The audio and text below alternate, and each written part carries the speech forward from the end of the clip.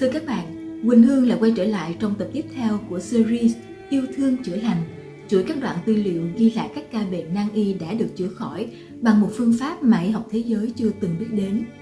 Với mục đích đem lại cho mọi người một cái nhìn mới về bệnh tật, về sức mạnh chữa lành của tình yêu thương và sức mạnh của việc thay đổi nhận thức, lối sống hay còn gọi là chuyển tâm khỏi bệnh. Thưa các bạn, trong xã hội hiện đại, tình trạng hiếm muộn đã gây ra không ít lo lắng và áp lực cho các cặp vợ chồng trẻ. Với những người trong hoàn cảnh này, hành trình tìm kiếm con cái đã trở thành một thử thách đầy gian nan và tốn kém. Nhân vật chính trong video phóng sự ngày hôm nay là một cặp vợ chồng đã kiên trì vượt qua hành trình chữa trị hiếm muộn trong suốt 20 năm. Vô số những nỗ lực và cố gắng, vô số những lời khuyên từ các chuyên gia và các khoảnh khắc tuyệt vọng khi mà kết quả vẫn chưa được như ý muốn. Nhưng rồi điều kỳ diệu đã xuất hiện. Đoạn phóng sự sau đây sẽ đưa các bạn qua những lát cắt của hành trình đầy cảm động này. Xin mời các bạn cùng theo dõi.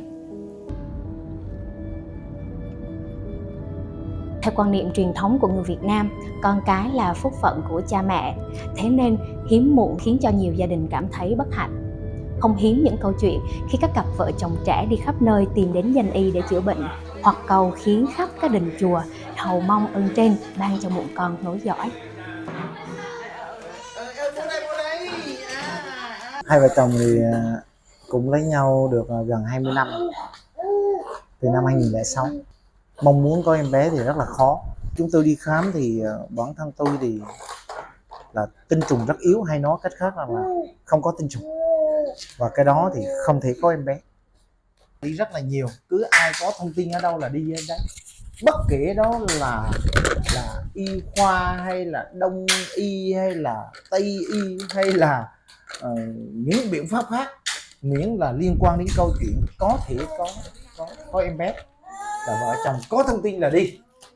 Đấy, đi Nam Bắc rồi đi hết. Nhưng mà thực ra là cũng nó tuyệt vọng thì nó cũng gần như vậy.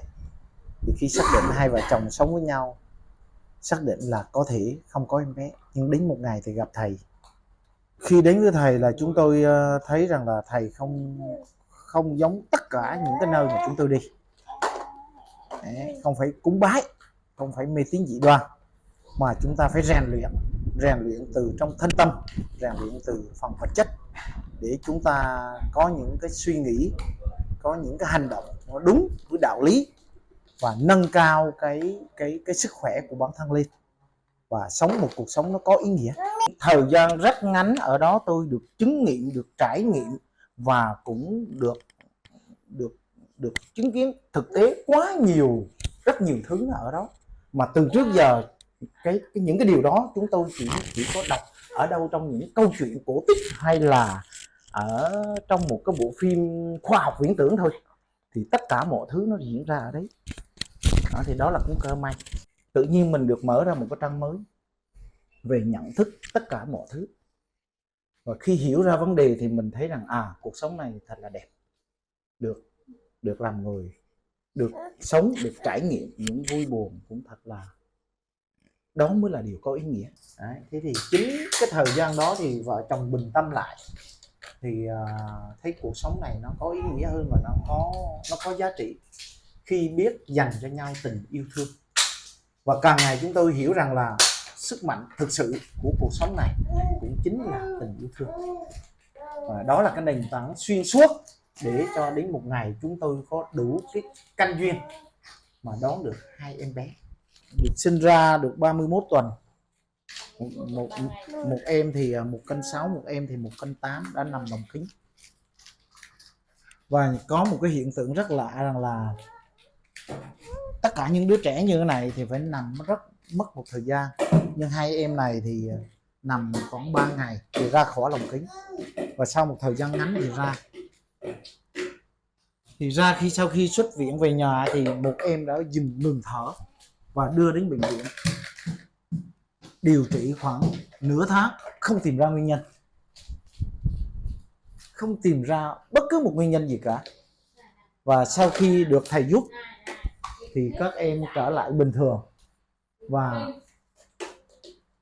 và ở ngay từ lúc đầu thầy đã nói đến câu chuyện là do các em sinh non thoáng cho nên là một số bộ phận là chưa hoàn chỉnh, trong đó có phổi. Đấy. Và chính nhờ thầy giúp cho nên rằng là cái phổi của em nó hoàn thiện rất là nhanh. Đó. Thì cũng như ban đầu chúng tôi đã nói ấy, là sự tồn tại của một con người dưới hai hình thức. Đó là gì? Đó là phần vật chất và phần phi vật chất. Và chúng tôi có một cơ may là được thầy giúp gia đình cũng như giúp hai em ở cái phần phi vật chất, có nghĩa là cái phần khung năng lượng, để cho các em mặc dù thiếu thốn nhưng hôm nay phát triển rất là bình thường, và có thể nói rằng là phát triển so với những đứa trẻ khác có thể phát triển nhanh hơn. Các em biết rất nhiều thứ, các em hiểu rất nhiều việc, và cái điều đó được tạo ra trên nền tảng của cái khung năng lượng của tình yêu thương. Cặp song sinh Sữa và Đậu đến nay đã tròn 14 tháng tuổi. Hành trình tìm con trong suốt 20 năm của vợ chồng anh Hồng và chị Ngọc ở Thái Nguyên đã có kết thúc viên mãn. Và trong suốt hành trình ấy, chính năng lượng yêu thương thuần khiết đã giúp thay đổi hoàn toàn cuộc sống của vợ chồng anh. Và đến giờ phút này chúng tôi vẫn nói với các con mình rằng là bố mẹ có thể không cho con được những cái thứ mà ngoài đời người đang có, nhưng chắc chắn cái tình yêu thương là bố mẹ sẽ dành cho con bằng tất cả. Và cũng mong các con khôn lớn trên cái nền tảng yêu thương đấy, bởi vì chúng tôi hiểu rằng chỉ có tình yêu thương con người ta sống với nhau mới đúng theo đạo lý. Và chúng tôi cũng muốn gửi gắm thêm một điều nữa, rằng là trên đời này có những điều nó tồn tại hiện hữu mà chúng ta chưa có cơ duyên để mà gặp, không có nghĩa rằng nó không tồn tại. Nó không tồn tại, chỉ có điều rằng là chúng ta có cơ duyên và nhìn nó ở góc độ nào thôi. Tôi là cái người trải nghiệm trong cái câu chuyện này, tôi có thể nói được rất nhiều, nhưng để chứng minh nó thì có lẽ rằng là chúng ta phải vẫn mong và hy vọng những nhà khoa học, những nhà quản lý cũng qua cái câu chuyện này để người ta có một góc nhìn khác về tất cả các hiện tượng mà họ cần tìm hiểu. Thì đây cũng là một cái nơi để mà họ có thể tìm hiểu, và cũng tùy theo những cái góc độ tìm hiểu của họ để họ tìm ra câu trả lời chính đáng nhất. Còn tất cả mọi thứ nó là thực tế, mà đã là thực tế thì có nói hay nói không hay, có cơ sở khoa học hay không cơ sở khoa học, thì tất cả cũng đã là thực tế.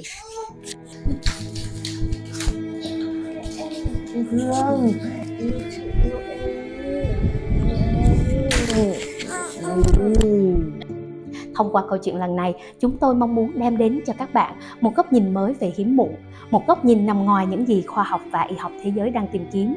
Vậy bạn có suy nghĩ gì về trường hợp trong phóng sự vừa rồi? Mặc dù chưa phải là đại trà, thế nhưng những gì đạt được đã mang đến cho chúng ta nhiều suy nghĩ về phương pháp trị bệnh tận gốc cũng như thông điệp chuyển tâm khỏi bệnh. Chúng tôi hào mong các nhà khoa học, y học, nhân chủng học sẽ đưa ra nhận định và có nghiên cứu về việc này để giúp cho con người tìm được những phương pháp phục hồi mới trong tương lai. Xin mời các bạn cùng tham gia bình luận bên dưới video này nhé. Và các bạn cũng đừng quên nhấn nút theo dõi kênh Bông Sen Yêu Thương để không bỏ lỡ khi series Yêu Thương Chữa Lành có tập mới. Và bây giờ, xin phép được tiếp lời anh Hồng trong phóng sự vừa rồi. Có những thứ thật sự hiện hữu, bạn không nhìn thấy không có nghĩa là chúng không tồn tại. Và đừng để hoài nghi, ngăn cản bạn trở thành người được chữa lành. Nếu thấy hữu ích, hãy cùng chúng tôi chia sẻ video đến nhiều người hơn.